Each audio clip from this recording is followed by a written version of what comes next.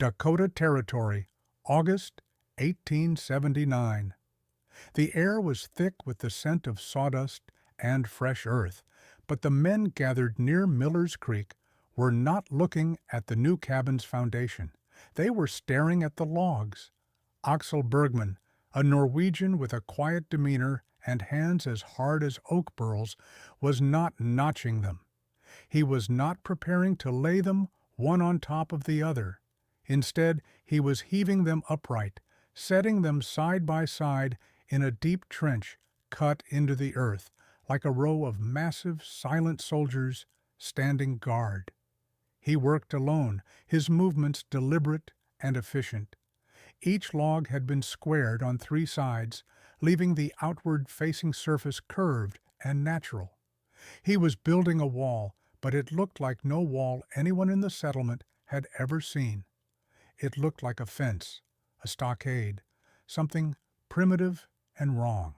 Silas Croft, the man who had built nearly half the structures in their small but growing community, stood with his arms crossed, a frown etched deep into his weathered face. He watched Axel hoist another 12-foot pine log into place, grunting with the effort. The absurdity of it was almost too much. "He's building it upright," one of the younger farmers muttered, shaking his head. "Like a palisade." The name stuck. From that day forward, the strange structure rising on Axel Bergman's claim was known as Bergman's Fence. It was a name spoken with a mixture of pity and ridicule. This quiet Norwegian, a man who had spent 20 years as a shipwright in the old country, was breaking the single most fundamental rule of cabin construction. He was ignoring centuries of accumulated wisdom that dictated you lay logs flat, notch the corners, and fill the gaps. What did this stubborn foreigner understand about building a home against the fury of a Dakota winter that every experienced woodsman and carpenter had somehow missed? The answer to that question would not come in the heat of August, but in the freezing, relentless rains of a November that would test every soul in the territory. If you want to understand the simple, forgotten physics that he rediscovered, hit that subscribe button and drop a comment telling us where you are watching from, because this is a story about how looking at a problem from a different angle can mean the difference between life and death. The problem was water. It was always water. In the Dakota Territory, it was a relentless enemy that came in many forms. In summer, it was torrential downpours that turned the black soil into a thick, impassable gumbo. In winter, it was snow, feet of it, piling up against the walls and on the roofs, a heavy, wet blanket that would melt and refreeze in a cycle of destruction. And in the shoulder seasons of autumn and spring, it was a miserable, driving rain that could last for weeks, a cold, insidious dampness that seeped into everything. The settlers fought it with the best knowledge they had, which was the conventional log cabin. They felled the straightest, strongest trees they could find. They spent weeks with axe and adze, hewing and notching, fitting the logs together in a tight, interlocking pattern. The horizontal log cabin was a symbol of the frontier, sturdy, honest, and proven. Or so they thought. In reality, it was a deeply flawed design for this particular climate. Each horizontal log presented a flat or slightly curved upper surface to the sky. When it rained, this surface became a shelf. Water pooled there. It soaked into the bark and then into the wood itself.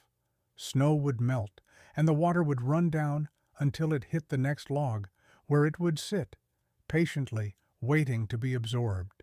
The end grain, exposed at the carefully notched corners, was even worse. It acted like a bundle of tiny straws, wicking moisture deep into the heart of the timber. The result was a slow, creeping decay. The chinking, a mixture of mud, moss, and animal hair, would become saturated. In a freeze, this trapped water would expand, turning the firm packing into a crumbling powder, creating drafts that no fire could defeat.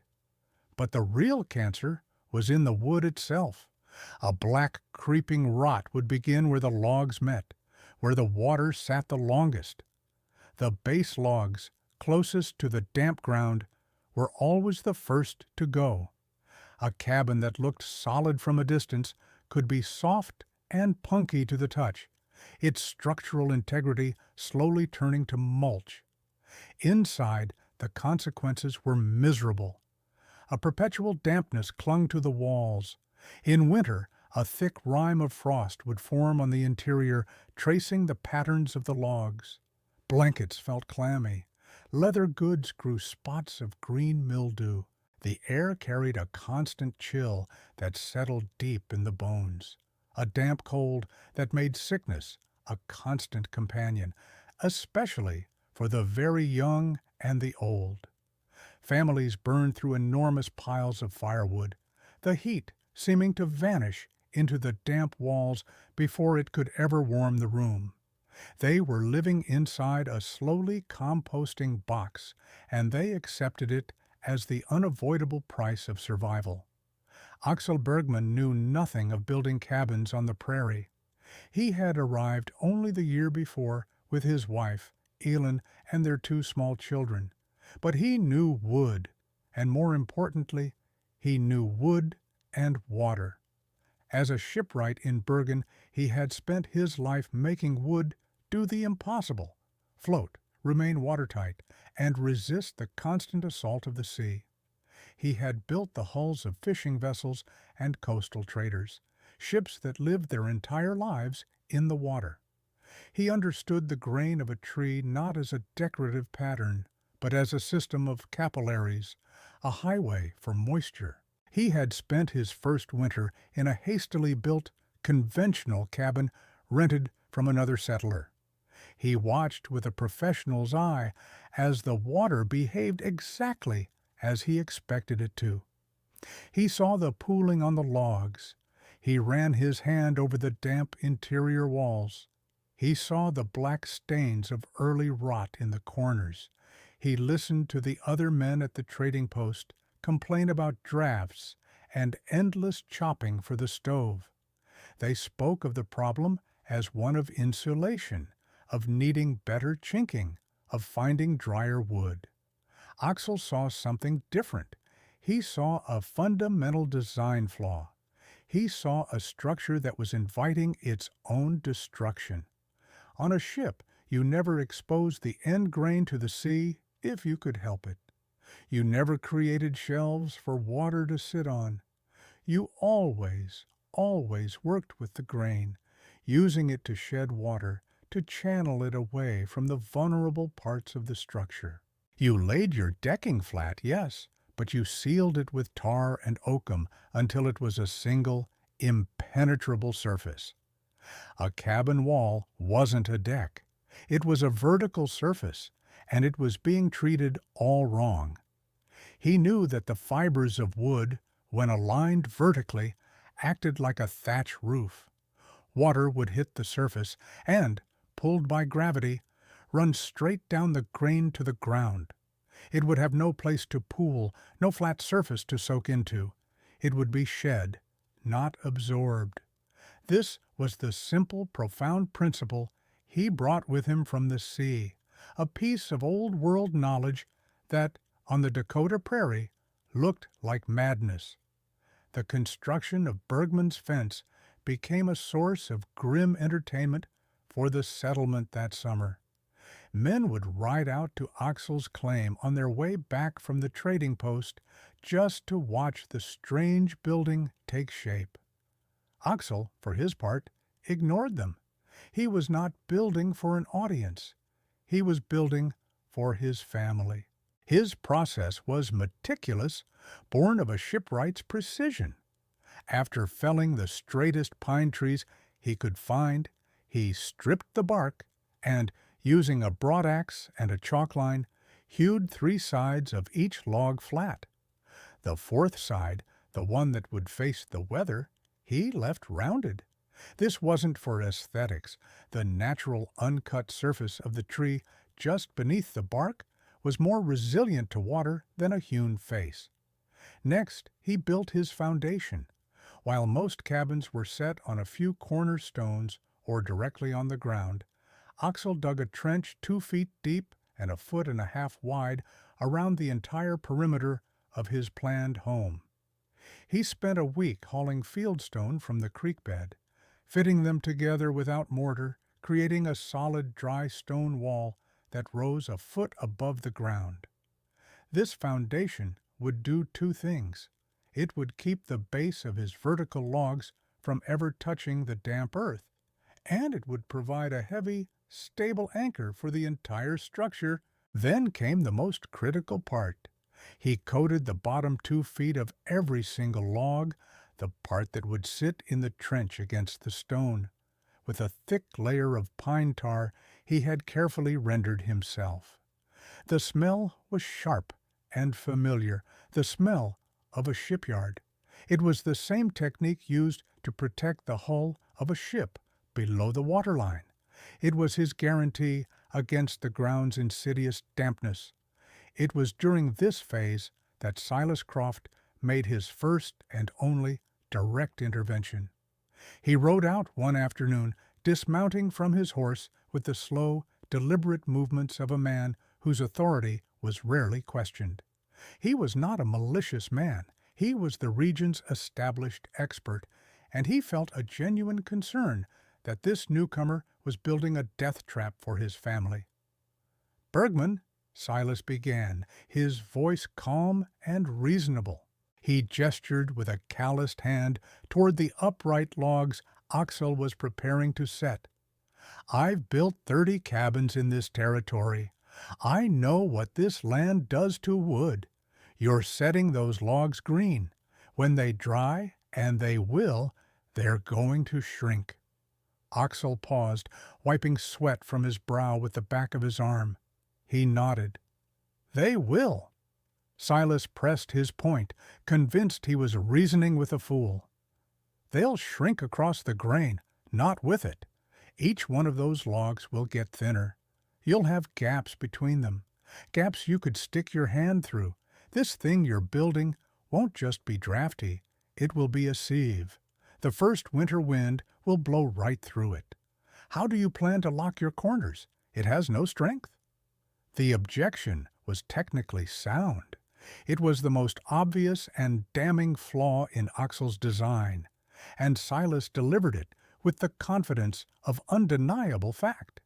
It was the question everyone in the settlement had been asking. Axel picked up a small, thin piece of wood, a lath about an inch wide. He pointed to a narrow groove he had painstakingly carved into the flat, interior-facing sides of each log. "The gaps will be filled," he said simply. "This is how we built our storehouses by the sea." He offered no further explanation. Silas stared at the small piece of wood and the groove, uncomprehending. He saw a flimsy patch for a fundamental error. He shook his head, a look of genuine pity on his face. "I hope for your family's sake you know what you're doing," he said, and with that he mounted his horse and rode away. He had done his duty. He had warned the fool. The community's skepticism hardened into outright mockery. At the trading post, men would joke about feeling a breeze and say, "Must be coming from Bergman's fence." They wagered on how many weeks into winter it would be before he had to abandon the structure and beg for shelter. His children were teased. Elin, his wife, faced a wall of silent judgment from the other women at the Sunday church social. Through it all, Axel remained stoic. He worked from sunup to sundown, his silence mistaken for arrogance. His response to any question was always the same, a quiet and unyielding, "I am trying to keep my family warm and dry." What Silas and the others couldn't see was the genius of the system, a complete and integrated design born from a different building tradition. The vertical logs were only the first part. The second was the solution to the shrinkage problem Silas had identified, the splines. After setting each log in the trench, Axel would insert a seasoned, dry strip of wood, a spline, into the groove of one log, then slide the next log into place, fitting its groove over the other side of the spline. This created a kind of tongue and groove joint. As the green vertical logs dried and shrank over the next year, they would simply tighten their grip on the dry splines, making the wall even more solid and airtight. There would be no gaps. The corners, which Silas had correctly identified as a weak point in a conventional vertical design, were solved with equal elegance. Axel didn't try to interlock them. Instead, he set a massive squared post at each corner and slotted the wall logs into deep grooves cut into the post. The entire structure was then bound together at the top with a heavy plate beam, creating a rigid box frame. The roof he built was steep, with long eaves designed to shed snow and cast rain far from the foundation. The whole building was a system, a single integrated machine designed for one purpose, to shed water. It was a wooden lung, built to breathe and shift with the seasons while keeping the enemy, the damp, on the outside. By the time the first cold winds of October began to blow, Bergmann's fence was complete. It stood on its low hill, strange and solitary, waiting for the judgment of a Dakota winter. The judgment came not as a blizzard, but as a flood from the sky. It began in the second week of November. A low gray ceiling of cloud rolled in from the northwest and did not leave. For 3 weeks it rained. It was not a gentle shower, but a cold, driving, relentless downpour, often mixed with sleet that rattled against the windows like thrown gravel. The temperature hovered just above freezing, the worst possible condition for a log cabin.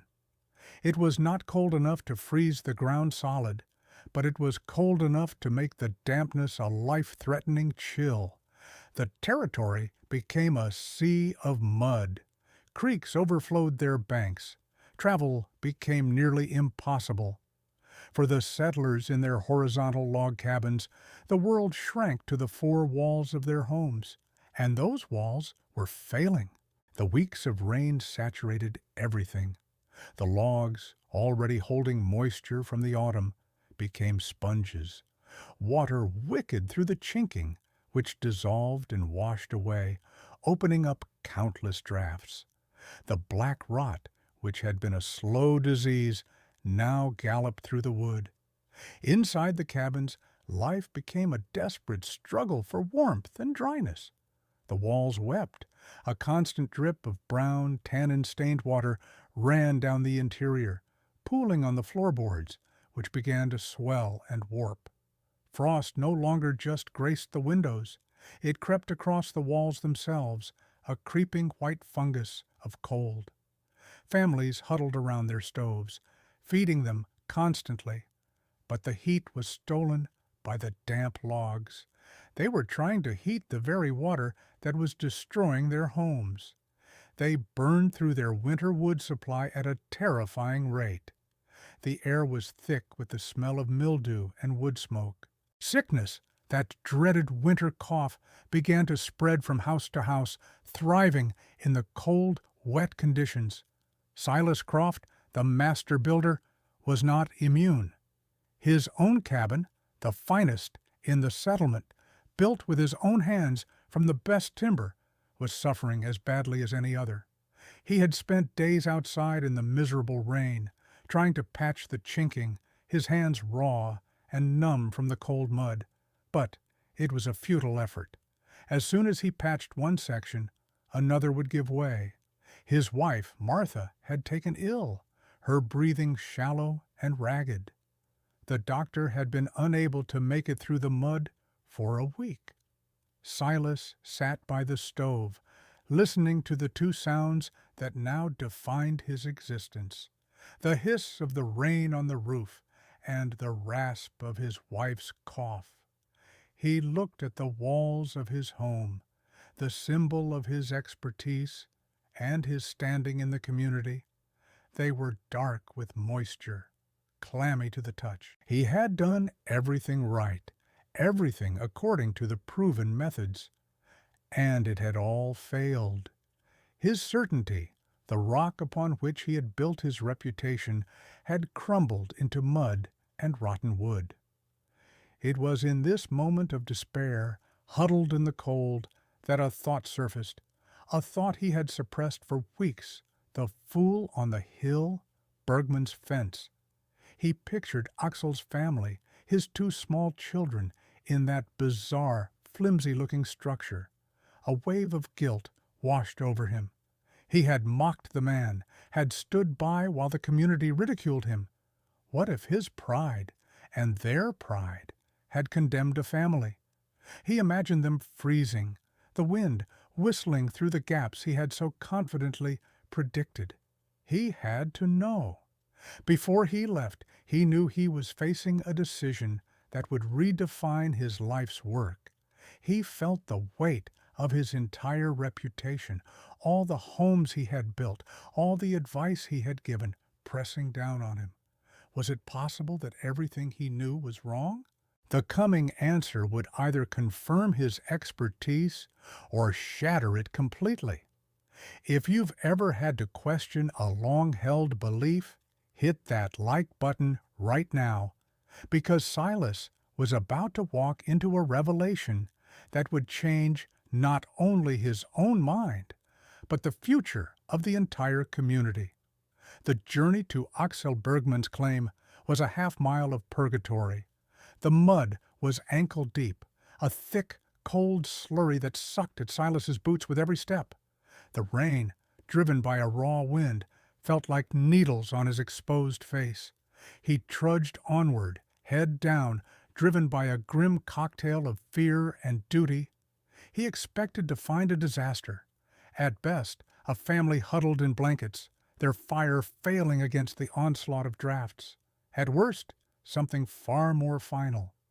He rehearsed in his mind how he would offer them shelter in his own failing home, how he would swallow his pride. As he crested the final rise, he saw it. Bergman's fence. It stood dark and silent against the gray sky, seemingly unfazed by the storm. There was no desperate plume of smoke pouring from the chimney, which he took as a bad sign, a sign of a fire struggling or extinguished. There were no lights in the windows. He steeled himself for what he might find inside and pushed on through the mud to the front door. He raised a numb, trembling hand and knocked. The sound was a dull thud, swallowed by the wind. He waited. Nothing. He knocked again, harder this time, shouting over the storm. "Bergman, it's Silas Croft!" He heard the sound of a bar being lifted from inside, and the door swung inward. And Silas Croft was hit by a physical force he could not comprehend. It was not a gust of wind or a person. It was a wave, a solid wall of dry, silent warmth. It washed over him, smelling faintly of baked bread and clean pine. For a moment, he was so stunned he couldn't move. He just stood there, dripping on the doorstep, blinking into a scene of impossible domestic tranquility. Axel Bergman stood before him, sleeves rolled up past his elbows, his face calm. Behind him, the cabin was bathed in the soft, steady light of a single lantern, and in that light Silas saw a series of things that did not belong in this world of rain and cold. He saw Axel's two small children sitting on the floor, playing with carved wooden toys. They were barefoot, on a wooden floor, in November. Aileen Bergman was at a small table, kneading dough, her face flushed with the heat of the room. A healthy-looking geranium sat in a pot on the window sill, its leaves green and vibrant. There was no frost on the walls. There were no dark streaks of moisture. The air was still and calm. Silas stepped inside, his mind struggling to process the sensory data. He looked from the barefoot children to the simple, small fire burning calmly in the stone hearth. It was not a roaring blaze. It was a small, efficient fire, a fire for gentle warmth, not a desperate battle against the cold. "Axel," he stammered, unable to form a complete sentence. Axel simply nodded, a flicker of understanding in his eyes, and closed the door, shutting out the storm. The difference was instantaneous. The roar of the wind and rain vanished, replaced by a profound, comfortable quiet. Silas, a master builder, began to investigate. His expertise, which had failed him so completely in his own home, now served a new purpose: to understand this miracle. He walked to the north wall, the one that had taken the full force of the storm for 3 weeks. He pressed his palm flat against the interior logs. He felt nothing, not the deep seeping cold of a waterlogged timber, not the slightest hint of dampness. He felt only the neutral temperature of indoor wood, radiating a faint, reflected warmth from the fire. He ran his hand down the seam between 2 logs, where the spline was hidden. It was perfectly sealed, tighter than any chinking he had ever applied. He looked up at the ceiling, at the underside of the roof planks. They were bone dry. "The fire," Silas said, his voice husky with emotion. "It's so small. How much wood have you burned?" Axel shrugged, gesturing to a neat stack of firewood by the hearth. It was what Silas would consider perhaps a 3-day supply in these conditions. "That is the 3rd pile of that size since the rains began." The numbers landed like a physical blow. 3 piles, in 3 weeks. Silas was burning that much wood every 2 days just to keep the dampness at bay, not even to stay truly warm. The efficiency was staggering. It was impossible. He was looking at a 70 or 80% reduction in fuel consumption. The numbers were undeniable. He turned back to the wall, his analytical mind racing. The vertical grain. The water wasn't soaking in. It was running off. The stone foundation. The logs weren't wicking moisture from the ground. The splines. The walls were airtight, even as the wood seasoned. It was a complete system, and it was perfect. He looked at Axel, seeing him for the first time not as a fool, but as a genius. He walked to the door and opened it again, stepping back out into the fury of the storm. He pulled a small, sharp knife from his belt. He walked to the outside wall of Axel's cabin, the curved, bark-on side of a vertical log, and tried to push the tip of his knife into the wood. It barely scratched the surface. The wood was hard, dense, and water-repellent. Then, without a word, Silas turned and began the miserable walk back to his own home. When he arrived, he didn't go inside. He went to his own north wall, the logs dark and slick with rain. He chose a spot between 2 crumbling lines of chinking and pushed his knife into the wood. The blade sank in. It went in 1 inch, then 2, with almost no resistance. He pulled it out and looked at the tip. It was covered in dark, stringy fibers of rot. This was the data, not a number on a thermometer, but a physical truth revealed by a simple blade. One house was shedding the storm. The other was absorbing it, dissolving in it.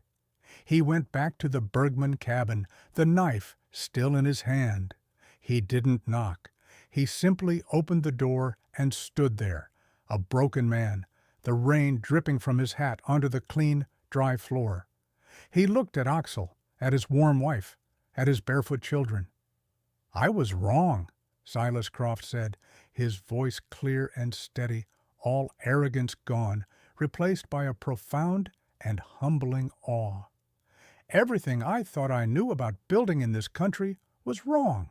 This, he said, gesturing to the warm, dry room, this is how it must be done.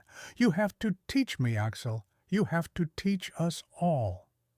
When the great rain finally broke and a fragile winter sun emerged, it revealed a settlement in crisis. The damage from the storm was far worse than anyone had imagined. Nearly every cabin had suffered. Base logs were soft with rot. Entire sections of chinking had washed away, and the damp had ruined precious stores of flour and seed. The winter ahead looked grim. The cost of rebuilding, of merely surviving, was staggering. Word of Silas Croft's journey to Bergman's Fence spread like wildfire. It was a story told first in whispers, then in open conversation at the trading post. The community's most respected builder had not only visited the Fool on the hill, but had returned a convert. He had declared his own methods a failure, and the Norwegian's strange design a triumph. The mockery that had surrounded Axel Bergman evaporated, replaced by a desperate, hungry curiosity. Silas, true to his word, became the idea's most powerful champion. He swallowed his pride completely, transforming from the chief skeptic into the lead disciple. He organized a meeting at the small church, and this time the entire settlement showed up. He stood before his neighbors, a man humbled but not broken, and he told them what he had seen. He described the wave of warmth, the barefoot children, the tiny fire. He pulled out his knife and showed them the rotten slivers of wood from his own wall. Then he asked Axel Bergman to speak. Axel, a man of few words, was reluctant. He was a builder, not a preacher, but he stood before the assembled families and, with Silas helping to translate his halting English and clarify the technical points, he explained the principles. He spoke of wood grain as a bundle of straws. He spoke of gravity as an ally, not an enemy. He drew a diagram in the dirt with a stick, showing how water sat on a horizontal log versus how it ran down a vertical one. He explained the shipwright's logic of the pine tar and the dry stone foundation. He showed them how the splines worked to create a solid, airtight wall. It was a master class in practical physics, delivered with the simple clarity of a man who had lived by these rules his entire life. The transformation of the community began that spring. Under the joint guidance of Axel, the quiet innovator, and Silas, the respected contractor, the settlement began to rebuild. The first to adopt the new method were those whose homes were most severely damaged. They felled new timber, but this time they didn't waste weeks notching corners. They hewed the logs, cut the grooves, and set them upright on new stone foundations. The Bergman method, as it came to be known, was not only more durable, but it was faster. A wall could be erected in a fraction of the time it took to notch and stack a traditional cabin. Axel never sought payment or fame. He shared his knowledge freely, moving from one building site to the next, offering advice on selecting the right trees, on the proper way to cut the spline grooves, on the critical importance of the stone foundation. He was no longer an outsider.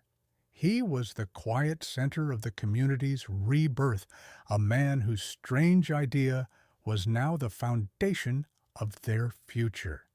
His family was welcomed. His children played with the others without fear of taunts, and Elin shared her bread-making secrets with the very women who had once shunned her.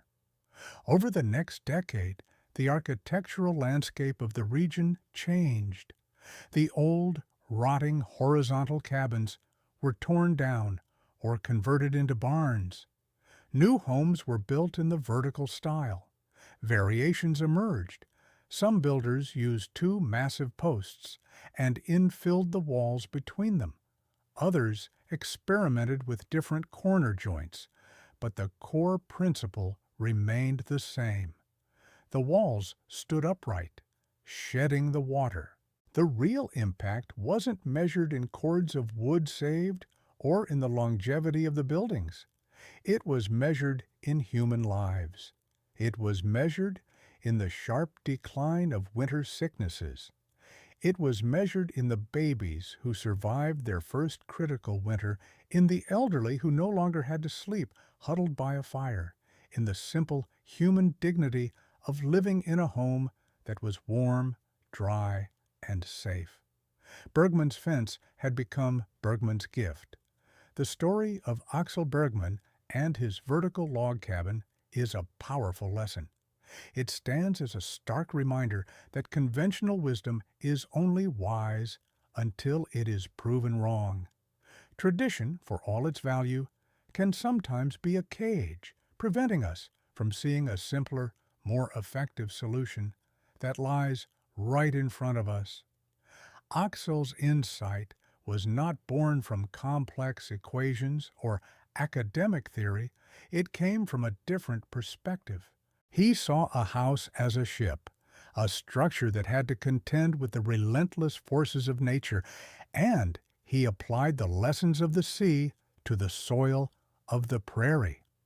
He understood that the most elegant engineering is often the one that works with nature, not against it.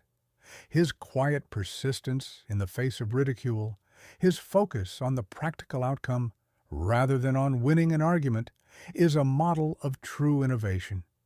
He wasn't trying to be a revolutionary. He was simply trying to keep his family warm and dry.